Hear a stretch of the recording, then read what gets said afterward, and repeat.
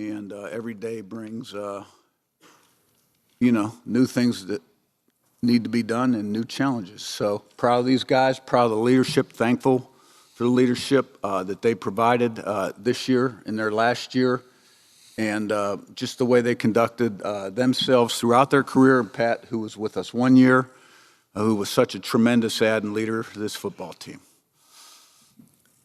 Let's go ahead and start with our first question over here on our right-hand side on the aisle. Third row.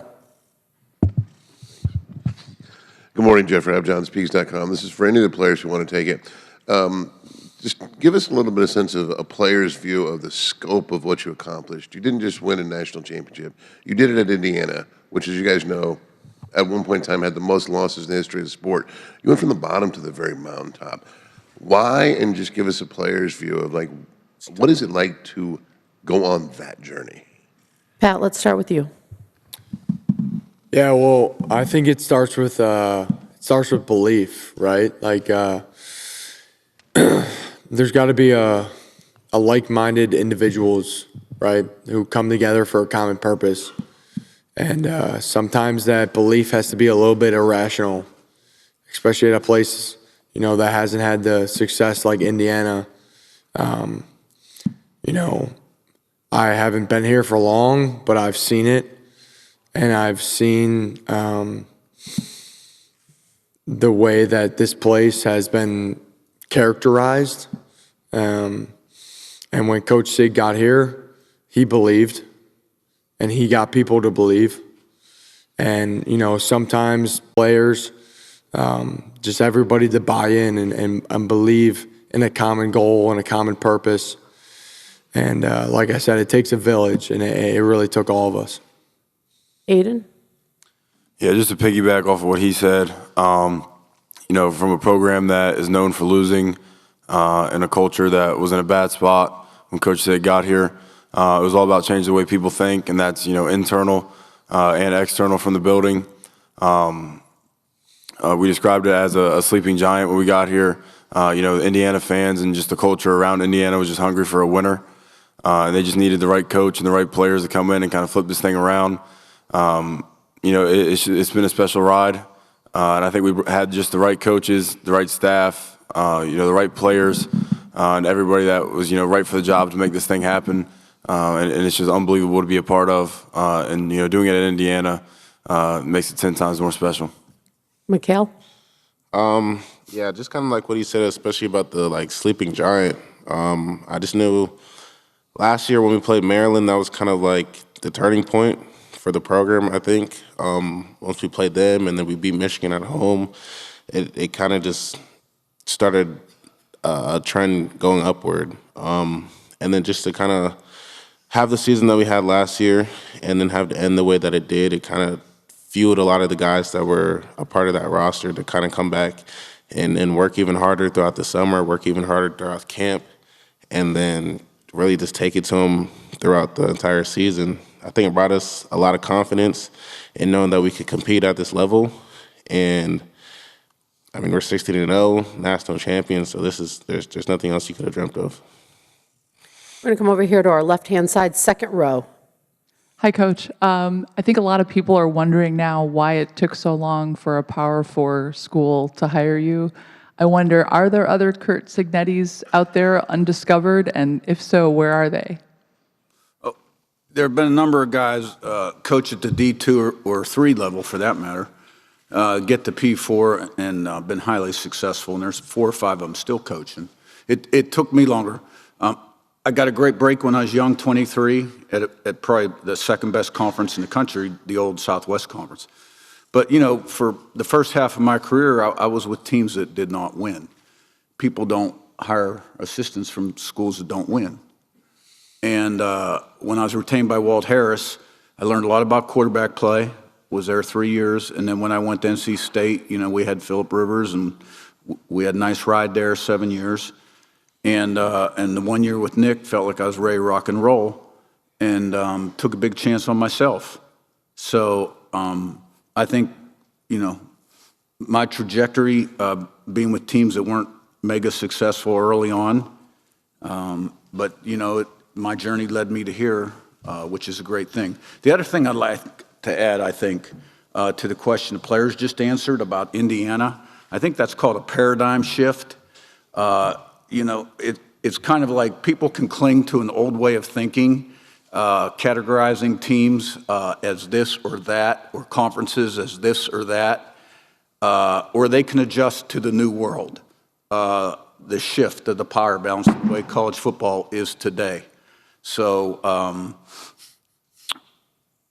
I think to look back at what happened to Indiana previous to us coming 10, 20, 50 years ago, strictly lacked a commitment from the top. That's it, plain and simple, nothing else. And we have a commitment, okay?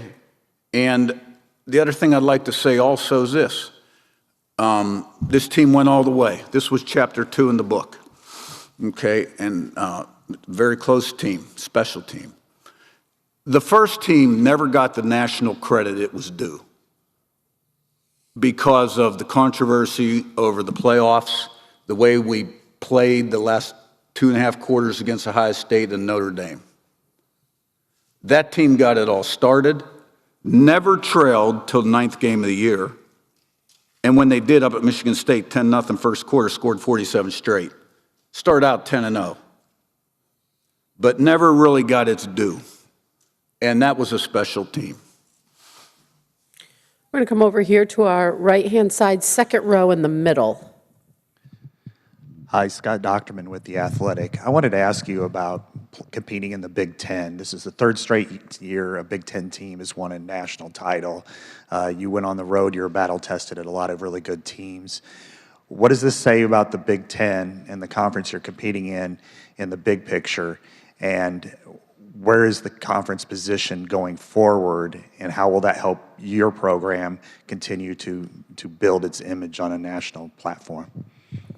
I think in answer to your question, results speak for themselves. Those are facts. No one can predict the future. All right, the future is unpredictable. I know that we have a huge TV contract, and all the institutions make a lot of money. And there'll be a lot of good teams next year in the league. We're going to come over here on our left-hand side, second row. Good morning, Coach. Bob Coyote with RCFB. Is 16-0 and a national championship, therefore, the new level that Indiana should be looking to season after season? Or are you guys going to schedule Hawaii and have like a 17-0? Well, from a schedule record standpoint, I guess that would be the absolute definition of perfection. And perfection's impossible to attain on a consistent basis. We'll continue to take it one day at a time, one meeting at a time, one practice at a time, and just keep improving and committing to the process and showing up prepared, trying to put it on the field and see where it takes us. We're going to go on the aisle on our right-hand side, last row. Hi there, Dan Spieler from Fox 59 and CBS 4 in Indianapolis. Fernando, Coach, or whoever wants to take it, what are you anticipating the celebration will be like in Bloomington this week as you return home as national champions of college football? Fernando, let's start with you. Yeah, there was videos after the game of Kirkwood, and someone tried to show like my teammates and myself, and you couldn't even see the street. There's so many people. It was like a flood. And so I think that just epitomizes the Hoosier spirit and foreshadows the many long celebrations that they're going to be in Bloomington. I think that, like Coach Signetti said before, Bloomington's been a predominantly basketball town and basketball city for the longest time, and I think it's a great honor and great privilege to be a part of the team that brings its first football national championship. And I can only imagine what all the Hoosiers are looking forward to celebrating this weekend or this week. We're going to come down to the very front row in the middle.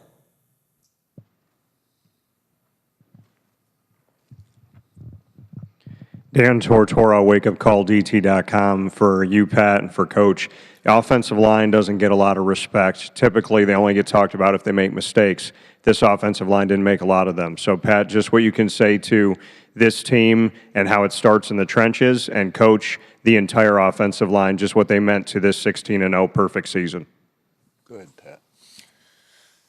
Yeah, well, certainly, as an offensive lineman, it's our pride and duty to protect the quarterback and do everything possible to protect the guys behind us, protect the guys beside us. And, it wasn't the cleanest day yesterday. I think everybody knows that, and we accept that. We take that on. We know that, right? Like, we have personal pride in what we put on tape and what we put on the field. We know it wasn't our best, but at the end of the day, we did just enough, right? Like, we take great pride in protecting our Heisman quarterback, and I'm really proud of this group, right? Like, it was a never-ending kind of journey of getting better, and it took all of us. It took the whole room, and it's a credit to Coach Bostad. It's a credit to Coach Leeds and everybody in that room who just kept getting better, really. We knew it was going to take all of us. It took everybody in that room. It was never just the five of us. It was a lot of us. It was everybody. It was Coach Bostad. It was Coach Leeds. It was Coach Higgins, like drawn up run game and everything like that. So I'm really just proud of the group. And last night we went to war. Like, there's no doubt about it. And it's a credit to Miami and their defensive line. Really the most physical front I've ever played. And I'm just really proud of the group and how we battled and continue to fight and solve problems, right? Because there was a lot of problems out there, and just continue to fight. So really just proud of the group. Coach? Yeah, we knew going in, we had a tremendous challenge in front of us. It all starts up front on both sides of the ball, offense and defense with your football team. The strength of Miami's team was their defensive line. We certainly got the quarterback hit more than we wanted to. There's no question about that. But, I give our line a lot of credit.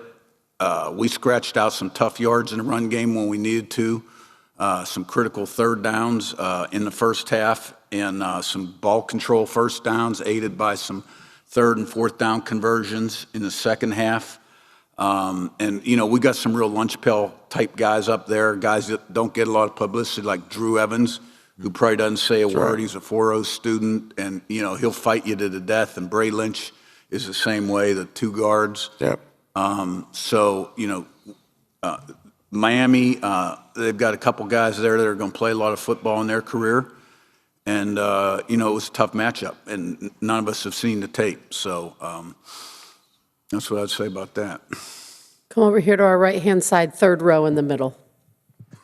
Yes, Chuck Culpepper from the Washington Post. For Coach Signetti, from listening to you speak about your trajectory earlier this morning and now this morning, I was wondering if there had come a point along the way where you figured that a Power 5 or Power 4 head coach probably wasn't going to happen for you, and whether you were at peace with that if you thought that it wasn't.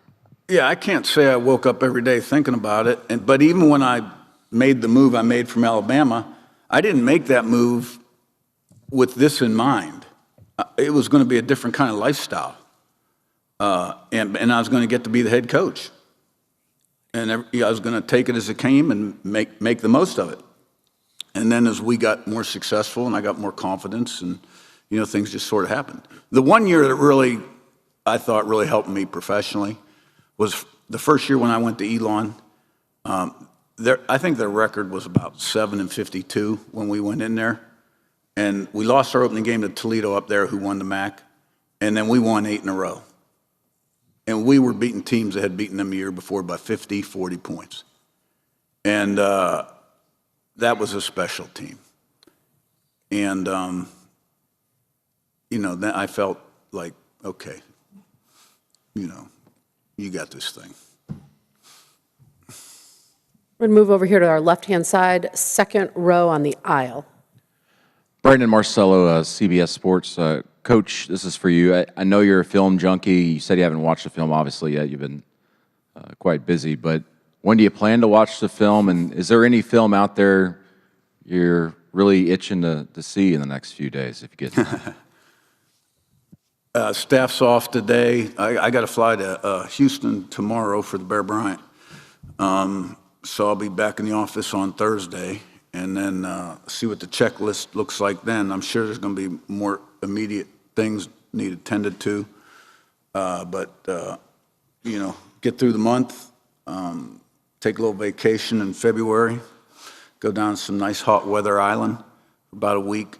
And then when I come back, I'll figure out a few film projects that I think might fit next year's team and help me grow.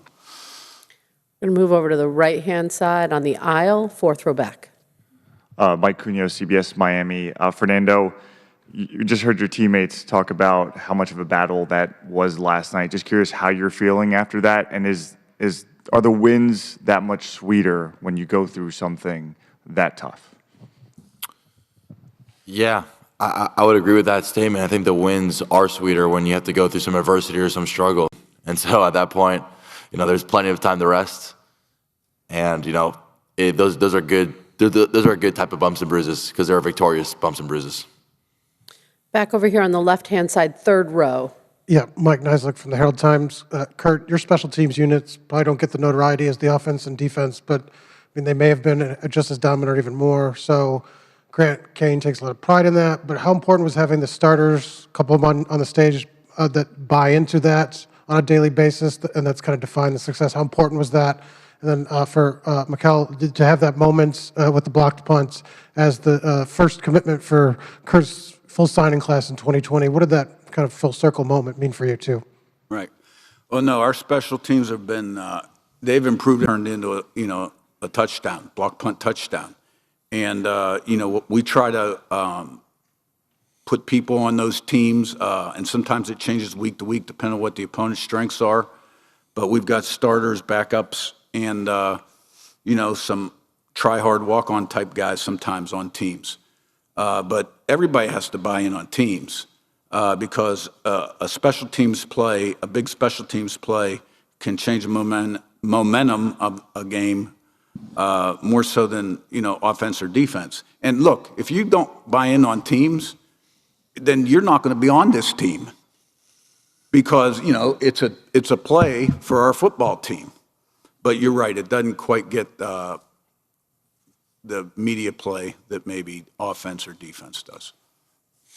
Yeah, I feel like Coach Kane, and then obviously coming from Coach Sig, but they pretty much made it so you really care about playing special teams, right? So I feel like special teams is all about effort, it's all about grit, and it's just about, do you want to get it done or not, right? So I feel like special teams is a huge backbone in winning football games. And I feel like you could have the best offense and the best defense, but if you have a poor special teams, you're not going to win games. So Coach Kane I'm in the special teams meeting room every single day, just watching, Coach Kane's film, watching the Daniel Ndukwe's blocks, and just watching technique. So kind of when I went out there, it wasn't something that I've never practiced before. I kind of just went out there and did stuff that I've been taught day in and day out. So it just all came natural. We're going to stay right over here on our left-hand side, third row.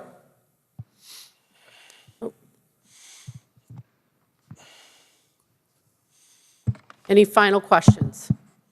Oh, we've got one right back over here on the right-hand side. Back. Serena Raboyne, WHAS 11 in Louisville. This is for the players. We have heard about buying into Signetti's program over and over and over again, but what is it about that really got you to believe in it? What was that buy-in like? I think it kind of just starts with effort, right? It starts in the weight room during the winters, the 6 a.m. workouts, and then the summer workouts in the hot rolling sun.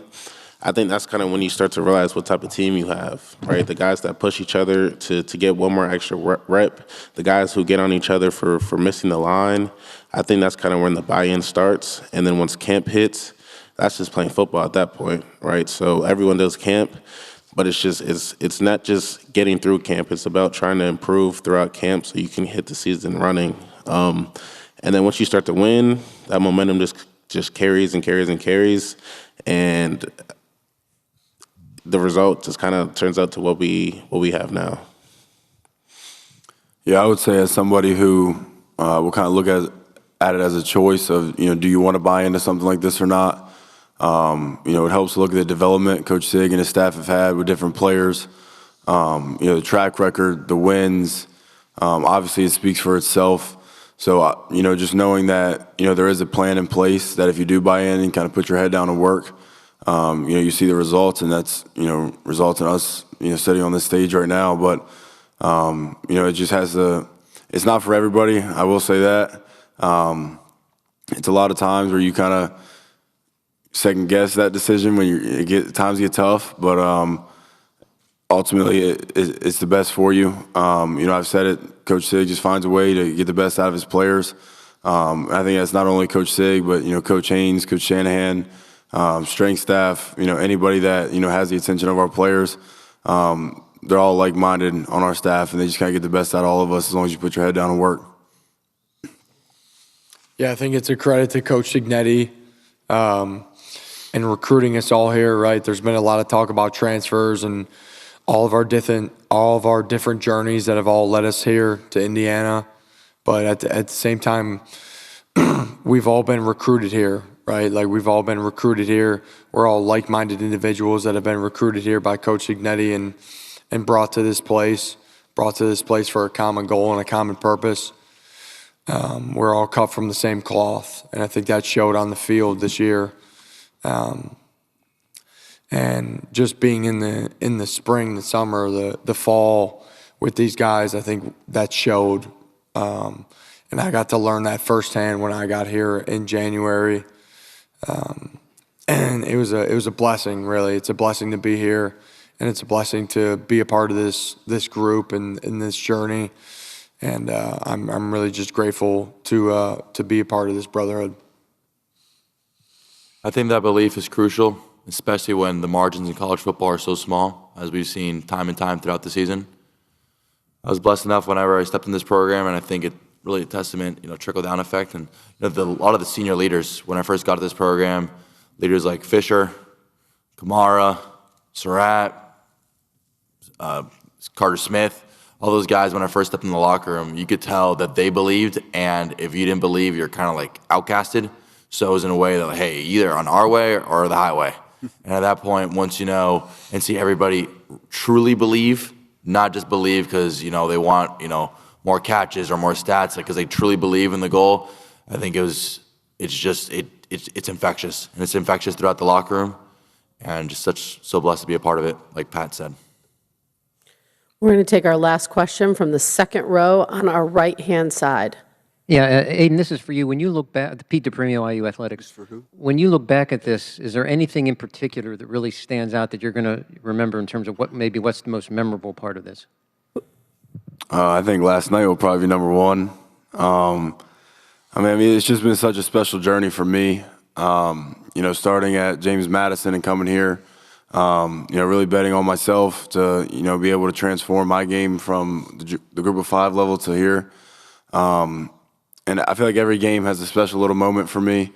But I think last night, just finally doing it, with all the guys that, the 7 JMU guys left, the Indiana guys that we kind of had some hard times last year with the Ohio State Notre Dame game. And finally kind of breaking down the wall in every big game we had, just kind of kicking the door into all of them. Like, it was just a resilient group. It's the closest team I've ever been on in my life. Everybody just cares about each other. Everybody loves each other. And yeah, I think last night, just, when the confetti fell, it's something that I'll carry with me for the rest of my life. Just doing it with, my guys. I'll carry that with me forever. Thank you all. Congratulations on an incredible season, and good luck. Thank you. Thank you. Thank you very much.